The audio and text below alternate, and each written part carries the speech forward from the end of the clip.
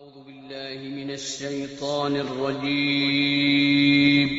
پناہ مانگتا ہوں میں اللہ کی شیطان مردود سے۔ بسم الله الرحمن الرحيم شروع اللہ کا نام لے کر جو بڑا مہربان نہایت رحم والا ہے۔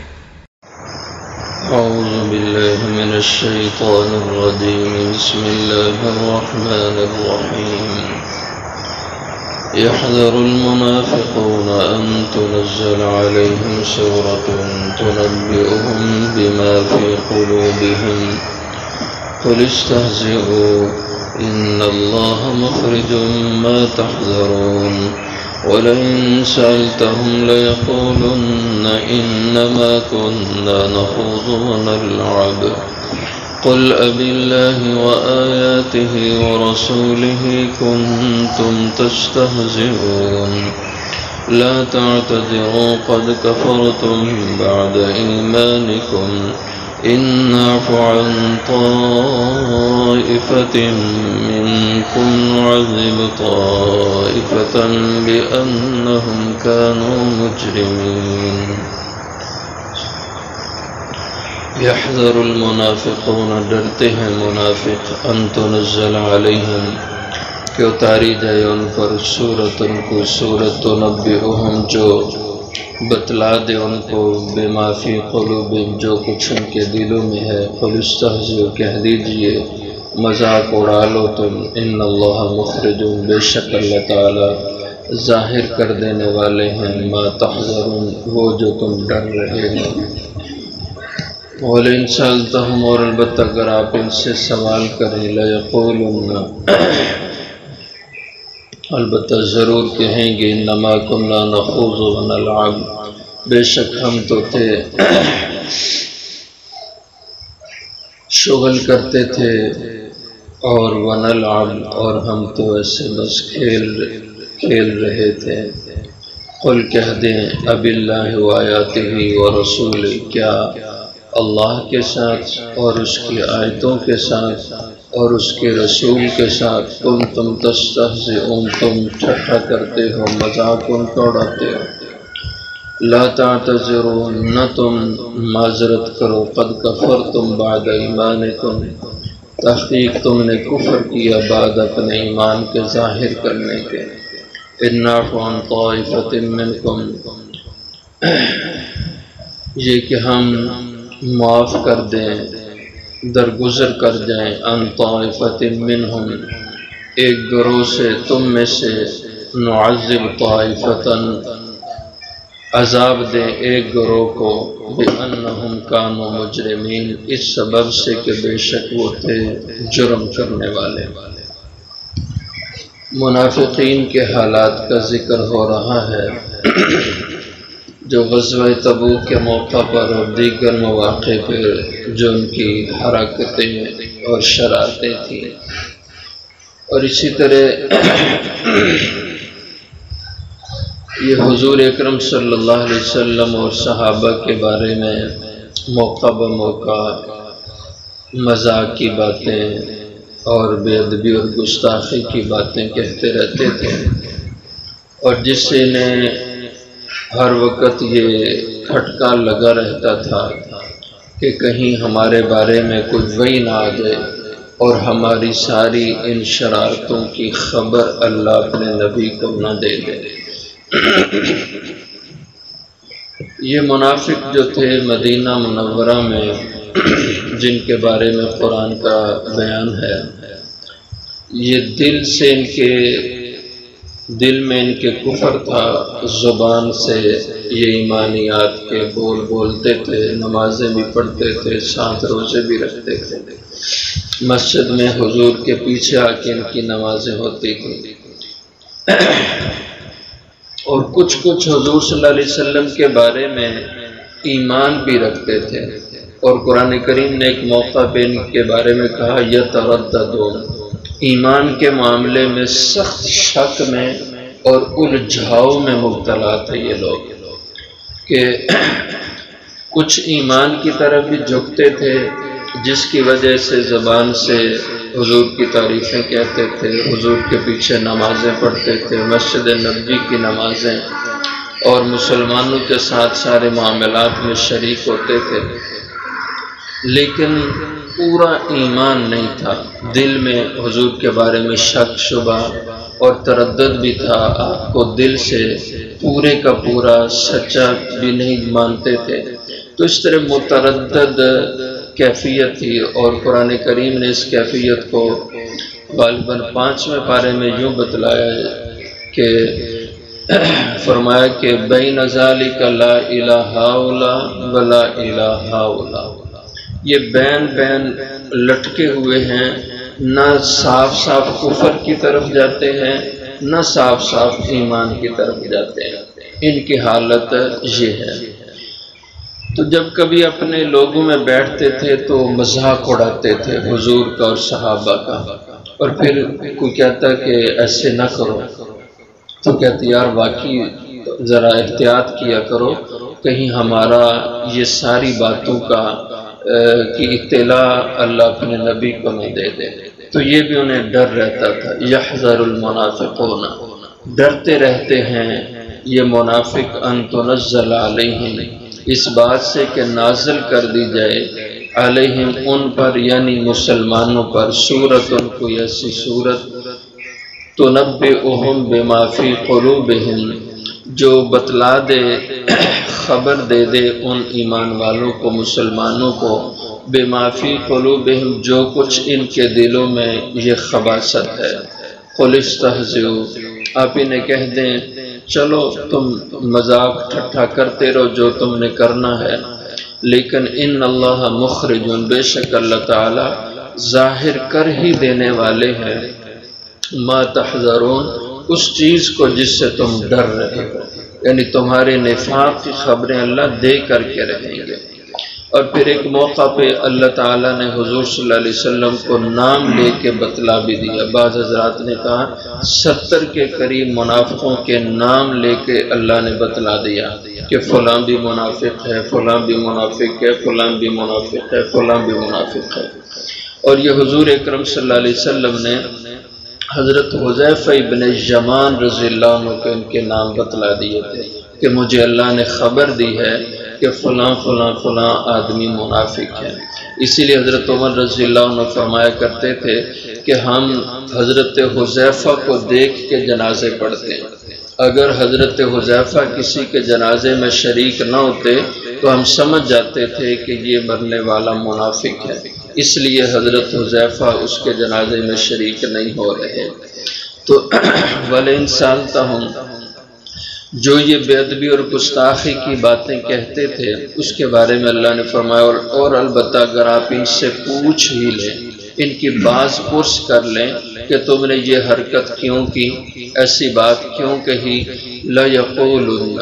تو البتہ ضرور کہیں گے إِنَّمَا كُنَّا نَخُوضُ وَنَلْعَبُ۔ اس کے بارے میں بعض مفسرین نے لکھا کہ ایک خاص ان کی حرکت کا اللہ نے یہاں ذکر کیا ہے۔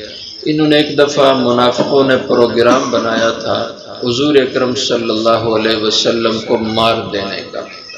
قتل کر دینے کا انہوں نے پروگرام بنایا، اور ایسے بہت دفعے انہوں نے پروگرام بنائے۔ جیسے ایک موقع پہ حضور اکرم صلی اللہ علیہ وسلم ان کے علاقے خیبر میں جا رہے تھے تو انہوں نے پروگرام بنایا حضور پہ پتھر مار دیں، اور بڑا پتھر ہو جو گلی میں سے جب حضور گزرے تو مکان کے اوپر سے حضور پر گرا دیں۔ اور ایسے خیبر میں حضور صلی اللہ علیہ وسلم کو ان یہودیوں میں سے ایک عورت نے کھانے میں زہر ملا کے دے دیا، مشہور واقعہ ہے۔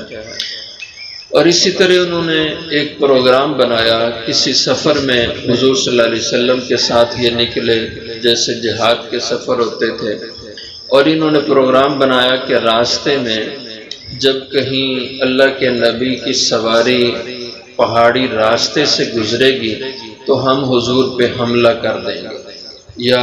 آپ کسی پہاڑی پہ چڑھیں گے تو آپ کو پہاڑی سے گرا دیں گے۔ اور ایسا ایک موقع پہ ہوا کہ حضور صلی اللہ علیہ وسلم ان پہاڑی راستوں سے گزر رہے تھے، ایک نیچے وادی کا راستہ تھا اور ایک گھاٹی کا راستہ تھا، حضور صلی اللہ علیہ وسلم گھاٹی والے راستے پہ چڑھنے لگے، اپنی سواری کو پہاڑی کے راستے پہ چڑھائے۔ وہ آسان راستہ تھا اور نیچے جو وادی والا راستہ تھا وہ الگ تھا۔ تو اللہ تعالیٰ نے حضور کو اس کی اطلاع دے دی کہ آپ اس گھاٹی والے راستے پہ جانے لگے ہیں، اور منافقین نے یہ پروگرام بنایا کہ آپ کی سواری کو ڈرائیں گے، وہ سواری ڈرے گی، آپ گر جائیں گے، یا یہ آپ کی سواری کو گرا کر آپ کو گرا کے نقصان پہنچائیں گے۔ تو حضور اکرم صلی اللہ علیہ وسلم کے ساتھ یہی حضرت حذیفہ تھے اور دوسرے حضرات صحابہ تھے۔ تو آپ نے ان سے کہا کہ اعلان کر دو کہ صرف اللہ کے نبی کی سواری گھاٹی سے گزرے گی، باقی سب لوگ اپنی سواریاں وادی کے بیچ سے گزاریں، اس راستے سے حضور کے سوا کسی اور کی سواری نہیں آئے گی۔ تو اس طرح کی حرکتیں، شرارتیں، تو فرمایا اگر آپ ان سے پوچھ ہی لیں کہ یہ تم نے کیوں حرکت کی، ایسی باتیں کیوں نقصان پہنچانے کی تو لَيَقُولُنَّ ضرور کہیں گے اس کے جواب میں انما كنا نخوض ونلعب، بے شک ہم تو تھے بس ایسے شغل کر رہے تھے، ونلعب، اور ہم ایسے مذاق میں کھیل میں ایسی باتیں کہہ رہے تھے، ہمارا کوئی مقصد ایسا نہیں تھا جو تم سمجھ رہے ہو۔ تو قل، آپ انہیں کہنا اس کے بارے میں، اب اللہ و آیاتہ و رسولہ کنتم تستہزئون، کیا تمہیں اللہ اور اس کی آیتیں اور اس کا رسول ہی ملا ہے کہ تم ان کے ساتھ کھیل تماشا ان کو بناؤ اور ان کا مذاق اڑاؤ، اور کوئی تمہیں موضوع نہیں ملا کہ تو اس پہ تم مذاق کرو یا اس کو تم کھیل تماشا بناؤ، دل لگی کے لیے تم وہ موضوع بنا لو۔ اللہ اور اس کے رسول ہی تمہیں ملے ہیں کہ تم ان کے اپنی محفل کا موضوع ان کو بنا کر ان کا مذاق اڑاؤ، اور شغل کے لیے ان اپنے وقت گزاری کے لیے یہ موضوع اللہ کے رسول کی باتیں اور قرآن کی آیتیں ان کو تم شغل کے لیے استعمال کرو، یہ بہت بری چیز ہے۔ قل، کہہ دیں اب اللہ و آیاتی و رسولی، کیا اللہ کے ساتھ، اس کی آیتوں کے ساتھ اور اس کے رسول کے ساتھ کنتم تستہزئون، تم ٹھٹھا اور مذاق کرتے ہو۔ تو اسی سے ہمیشہ انسان کو زندگی میں ملحوظ رکھنا چاہیے کہ اگر کبھی مجالس اور بیٹھکیں ہوتی ہیں تو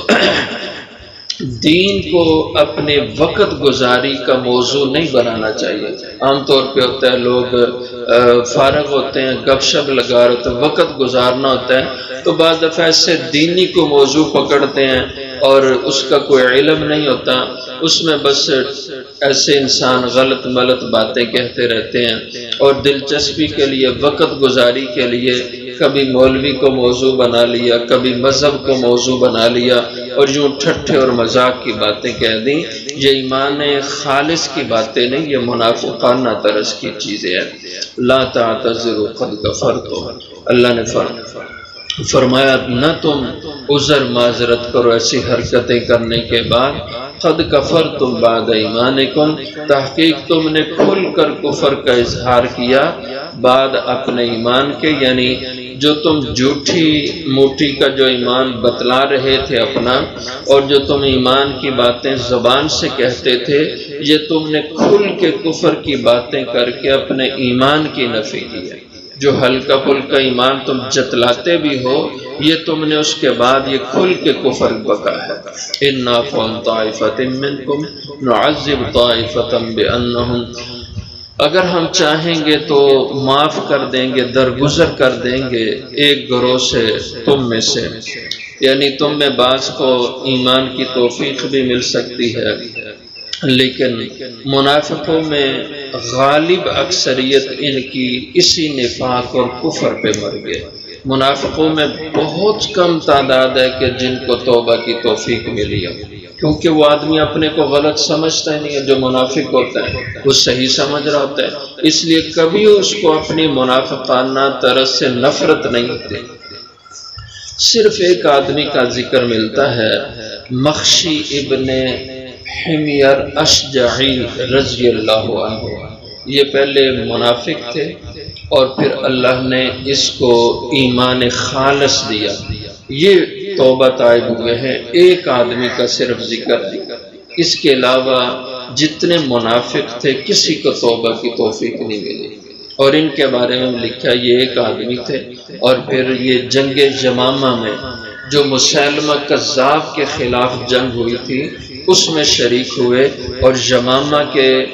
کی جنگ کے اندر یہ پھر شہید ہوئے تھے۔ تو ایک کا ذکر آتا ہے اِنَّا عَفْوًا طَائِفَةٍ مِّنْكُمْ، یہ کہ ہم درگزر کر دیں ایک گروہ سے تم میں سے، نُعَذِّبْ طَائِفَةً بِأَنَّهُمْ كَانُوا مُجْرِمِينَ، تو ہم عذاب دیں ایک گروہ کو، اور یہ عذاب بھی اس وجہ سے بِأَنَّهُمْ كَانُوا مُجْرِمِينَ کہ بے شک وہ تھے جرم کرنے والے، وہ عادی مجرم تھے، اور ان کے جرائم اور گناہوں کی پاداش میں ہم ان کی پکڑ کریں گے اور ان کو عذاب دیں گے۔ تو ہمیشہ جب انسان کی پکڑ ہوتی ہے تو اکثر ایسا ہوتا ہے اس کے گناہ اس کے پیچھے ہوتے ہیں، اس کی غلطیاں اس کے پیچھے ہوتی ہیں۔ جب اللہ انسان کو پکڑتے ہیں اور گناہوں کی پاداش میں اللہ اس کی گرفت کرتے ہیں۔ اللہ حفاظت فرمائے۔